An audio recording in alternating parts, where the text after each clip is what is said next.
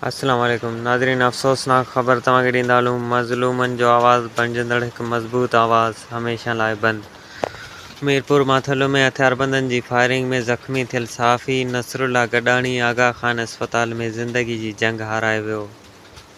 नाज़रीन, अफ़सोसनाक ख़बर तव्हांखे ॾेई रहिया आहियूं। मीरपुर माथेलो में हथियारबंदनि जी फायरिंग में ज़ख़्मी थियल सहाफ़ी नसरुल्ला गडाणी आगा ख़ान अस्पताल में ज़िंदगी जी जंग हाराए वियो। मज़लूमनि जो आवाज़ बणिजंदड़ हिकु मज़बूत आवाज़ हमेशह लाइ बंदि। नाज़रीन, अफ़सोसनाक ख़बर तव्हांखे ॾेई रहिया आहियूं। मीरपुर माथेलो में हथियारबंदनि जी फायरिंग में ज़ख़्मी थियल सहाफ़ी नसरुल्ला गडाणी आगा ख़ान अस्पताल में ज़िंदगी जी जंग हाराए वियो।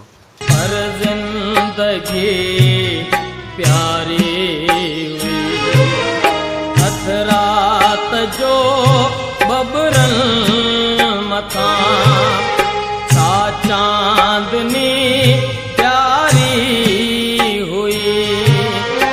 अज चंद दे आकाश में तो विख वधाया अलविदा।